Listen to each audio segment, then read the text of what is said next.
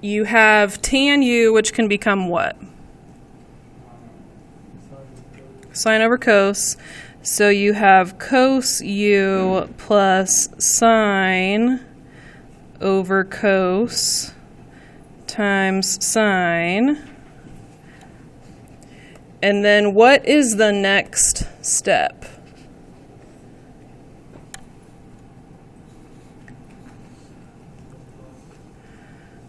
So these, when these are multiplied together, what are they? What does that become?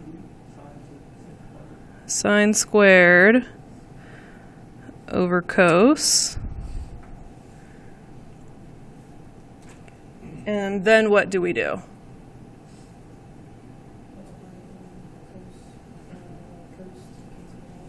Okay, so we have this one with a denominator of cos, and what's our goal for this one? To get a denominator of cos as well. So right now this one has a denominator of 1, and I want it to have a denominator of cos so that they have a common denominator. So I'm multiplying it by cos over cos. So now I've got cos squared over cos plus sine squared over cos. And then I've got the common denominator, so I can write everything over cos. So I've got cos squared plus sine squared over cos. And what does that give you? 1. So this is 1 over cos. And 1 over cos is secant. So you want to make sure that you're showing all of these steps. This step, you want to show that you multiplied. You didn't multiply it by cos. You multiplied it by cos over cos. You have to show that.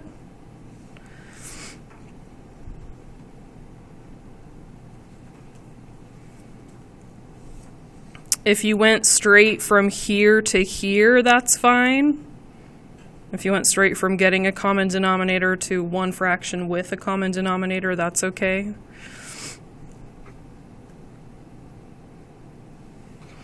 If you showed that this was 1, like drew a line through it, said this equals 1, and then went straight from 1 over cos to secant, that's okay. All right, is there another one that gave you guys trouble? You want to see what it might look like? Number 8. Okay, so I gave you guys hints on number 8. I said it was a factoring problem and that the method for factoring was GCF, and that once you got it, you would know you had it.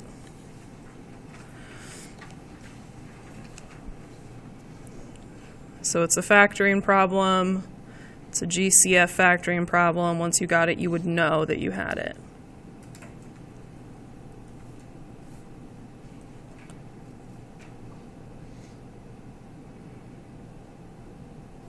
So we have cos to the third plus sine squared times cos.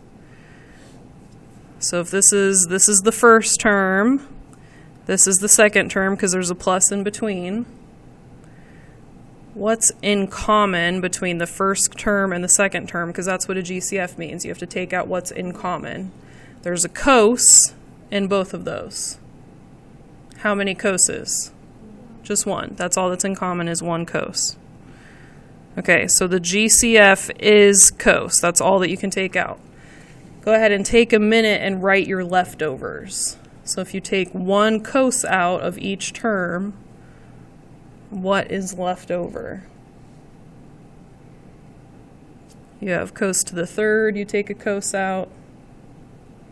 You have sine squared cos, you take a cos out.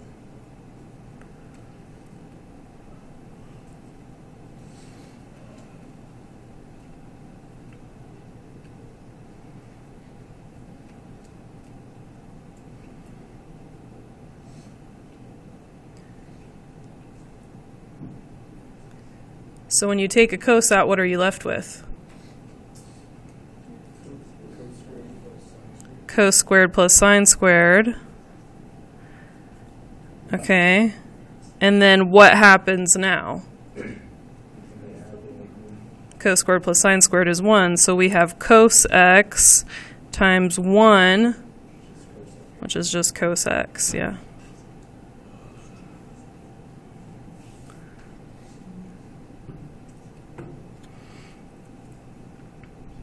Okay, so today we're going to continue on doing the problems. We're just going to see how far we get throughout the period. And this is one of those things, just the more we practice, the better we get at them. So let's go ahead and try number 9. We have gotten to the point in the instructions where they're no longer telling us we have to do sine and cosine as a first step. So if you don't want to do sine and cosine as a first step, you don't have to. But it's still a good option sometimes. So if we look at number 9, we don't have to do sine and cosine as a first step, but the top is in terms of sine. Cosecant can also be written in terms of sine. Right now on my blue sheet, I really only have like these that I've worked with before. I have these with sine and cosine, and then I have the Pythagorean identities. When I look at this problem, it doesn't have anything squared, which means I'm probably not using my Pythagorean identities just yet anyway. Maybe later in the problem I will, but probably not right now. So when I look at this problem, I'm thinking, okay, cosecant is 1 over sine, and if I can get the whole problem in terms of sine, that would probably make it easier. So that would be my first step when I look at the problem, is I'd be like, oh, hey, let's get everything in terms of sine. So let's go ahead and try that and see what happens. So I'm going to leave the top as 1 plus sine. Miss Rice, can I change, Miss King, sorry, got my name wrong. Can I change the y to an x? No, it's a y. You got to leave it. Okay, there's that. So on the bottom, if one thing is a fraction and one thing is not a fraction, what do you guys think we should do?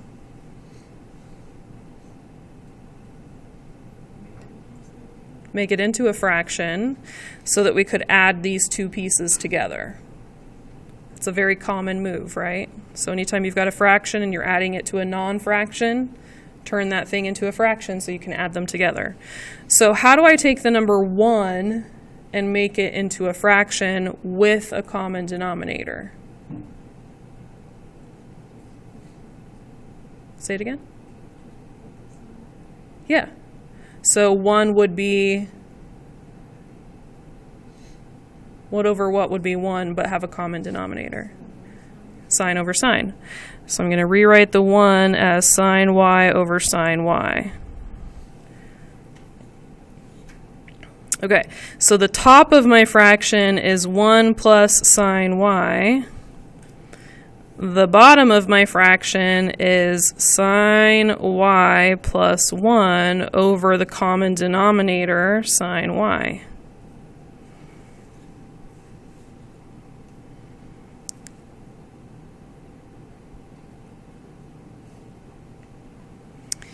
And if we wanted, we could think of this as like a fraction over a fraction. I could think of this as a fraction over a fraction. So I just put this over 1. So I could think of this as a fraction. And then we can do keep it, change it, flip it. Keep it, change it, flip it. Does that feel comfortable to you guys? Keep it, change it, flip it. So keep the top.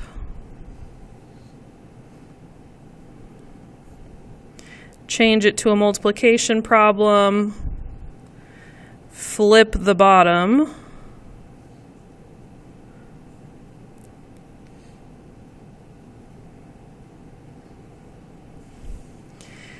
all right, and then what do you guys see?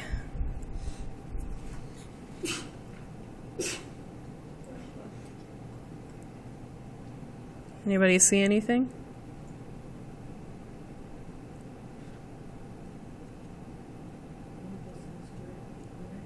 Yeah, 1 plus sine squared and, 1 plus sine and sine plus 1. And what do we know about those two? They're going to cancel. They're the same. So what's our answer? Just sine.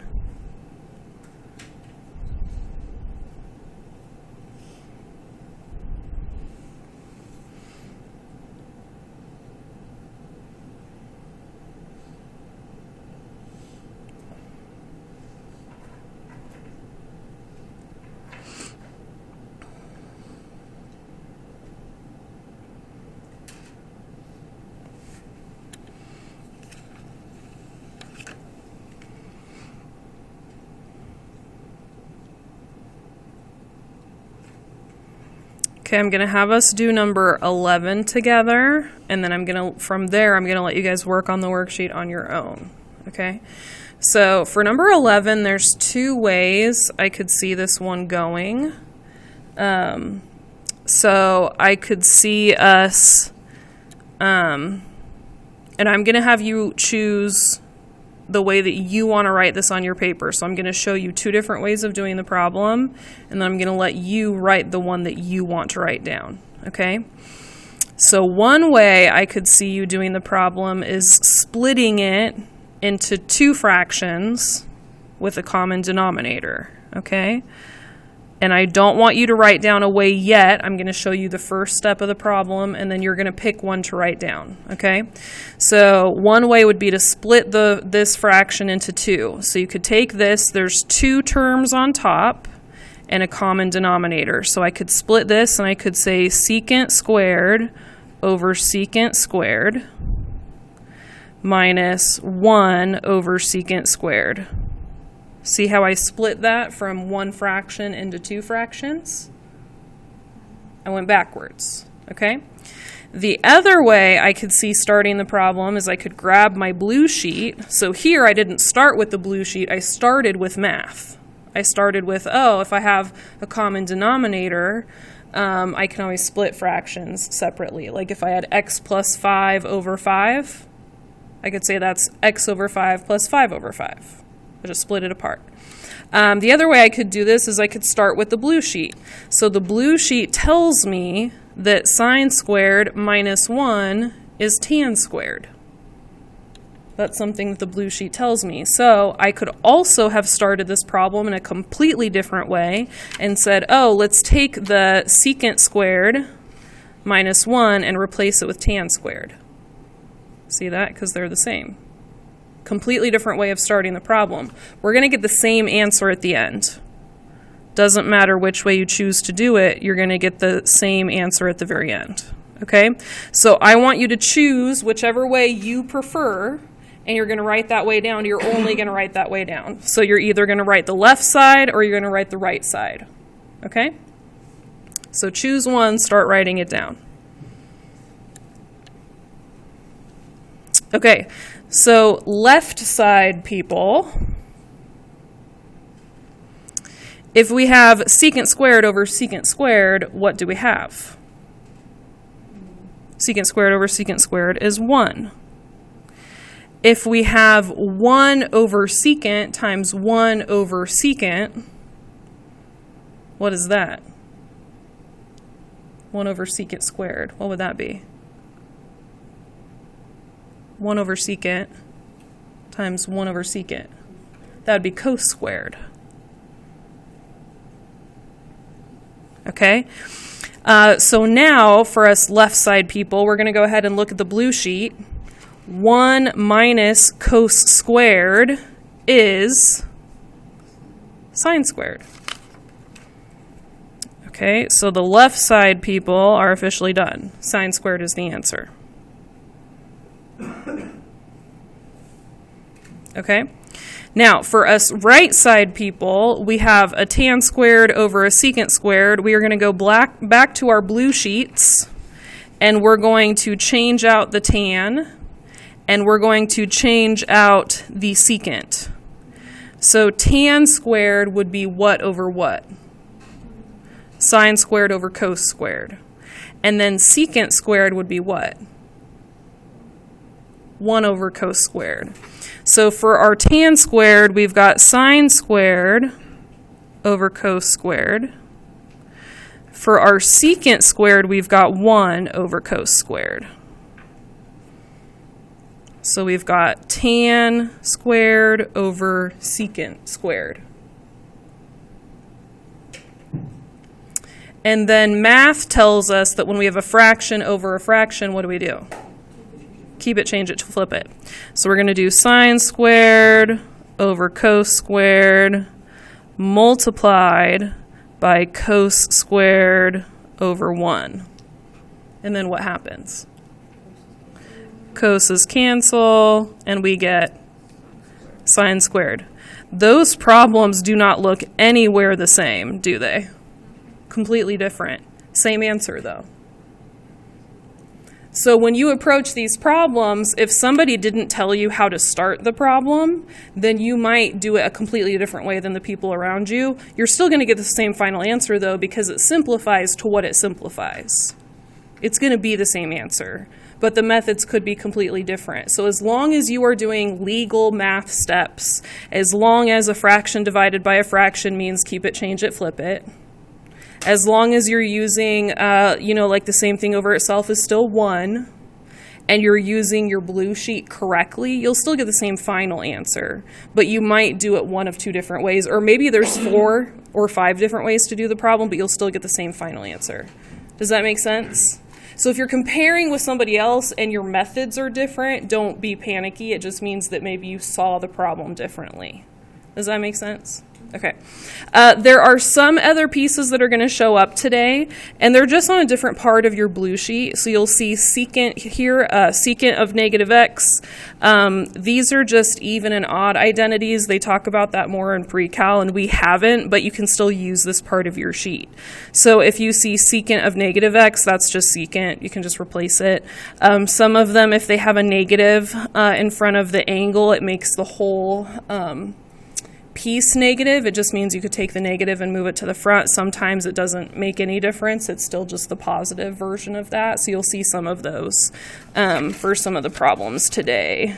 I don't think there's a ton of them. I think there's just a few. It might even be just that one. I thought there was one more that had it. Yeah, there's one on the back that has it too. So we're going to start there, and then we'll just see how many we get. And if you guys want me to go over one, if we run into some that are weird, then we can. We're not rushing through this, though. We're going to take our time. Okay? So let's work on it throughout the period, and then you guys let me know how far you got towards the end of the period, and then we'll figure out how many we should have done. Sound good? Yeah? Okay. Go ahead and get started.